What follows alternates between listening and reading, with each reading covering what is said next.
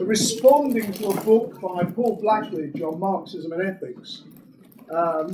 Ben, respond. Okay. I'll just tighten my belt. I think I need to tighten my belt for this. I won't go any tighter, right?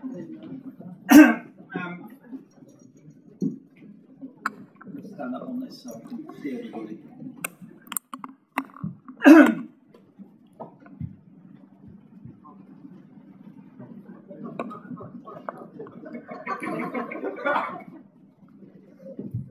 One of the things I do for a living is compile indexes.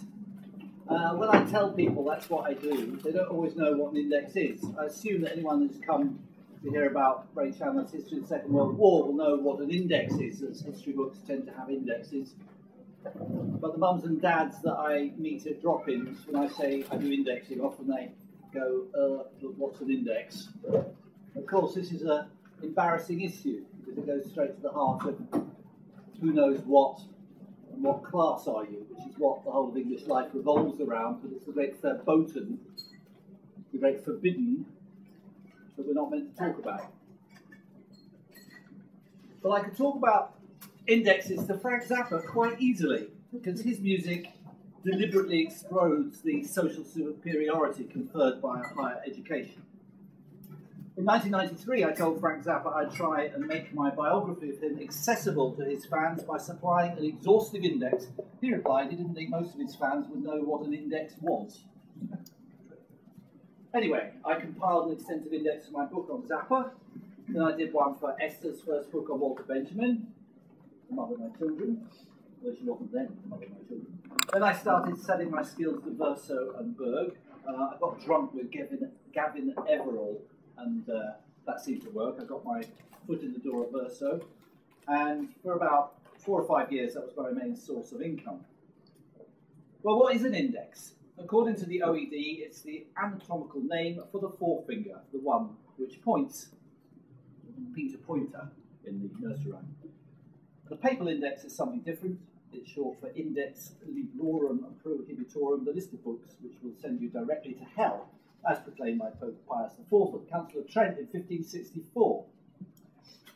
Today, to get away from history, publishers offload the expense of paying someone to compile an index onto the cash-strapped authors themselves. Although the authors I meet, obviously, because they phone me up when they want an index, feel that they're incapable of doing indexes. So it's mainly personal contacts. So increasingly, I rarely do indexes, but it's by people I know of through politics, which is good.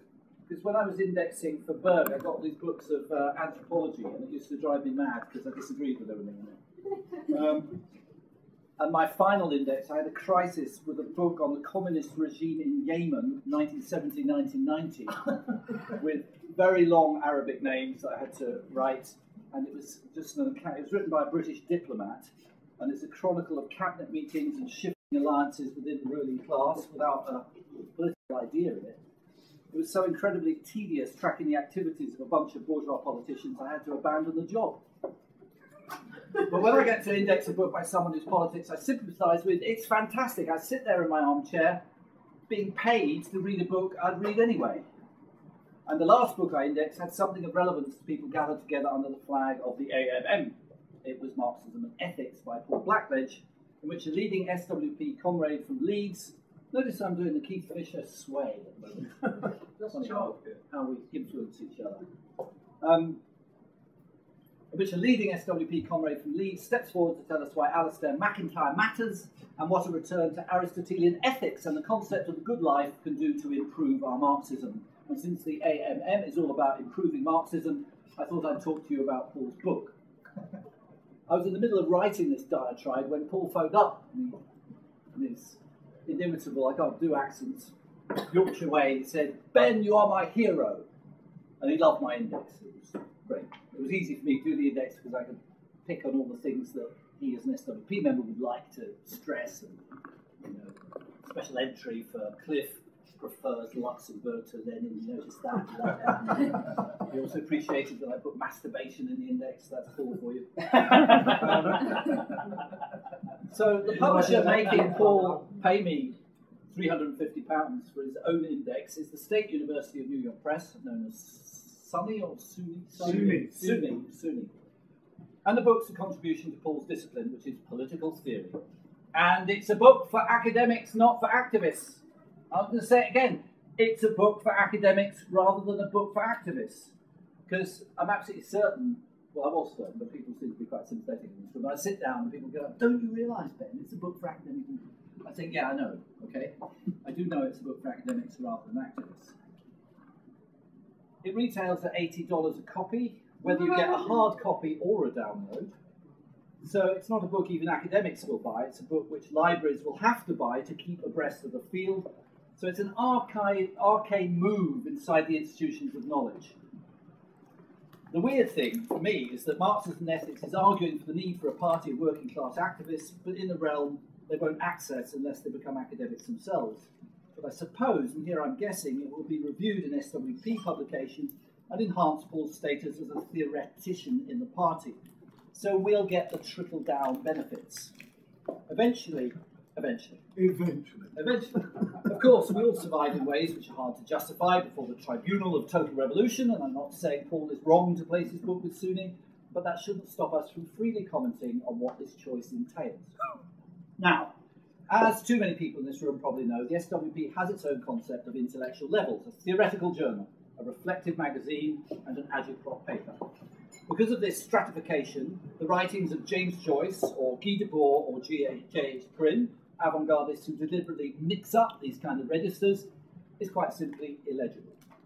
In some ways, Uncant is a reply to the SWP's Rebels Guide series.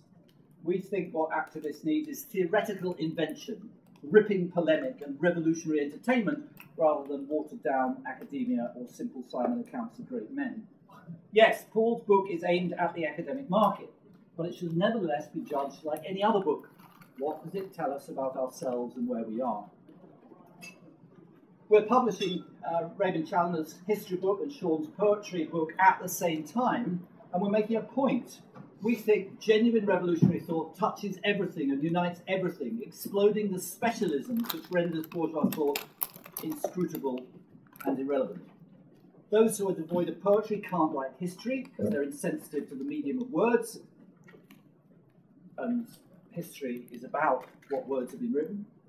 And it's why we await Sean Bonner's history of Amiri Baraka and the 60s Black American Revolution with impatience. Those who without fantasy can't write socialist history because they can't understand how different class experiences make entire world pictures out of identical facts, which is why one Peter Linebaugh is worth 1,000 Hobsbawms. Now, I was hoping for a few laughs from the revolutionary history crowd, but they don't seem to be here. Capital, by the way, is not theory, and inaugural address to the International Working Men's Association is not practice. They will not fit into your reiteration of the class divide. They are both texts which beg for an audience never envisaged before, workers who want to understand everything. To subsume great literature under ready-made categories is to obscure its intent and effect, which are to summon emergent social forces. The real subsumption prattled about by those who wish to undermine the clarity of Marx's analysis and witter on about immaterial labour is already happening. The subsumption is the reduction of Marxism to a set of options within a jargon propagated by Anthony Giddens and taught at the LSE. Not that Blackledge is that bad, of course. In a minor way, Blackledge has performed a noble task. He's wrestled Marx out of the turn to ethics, which swept the humanities once structuralism and postmodernism had proved useless. A turn which has been the occasion for more pompous twaddle than practically any other trend in academia. Blackledge explains, contra Kalinikos, never one to miss an academic trend, that there is no ethical deficit in Marx. This is Kalinikos' way of entry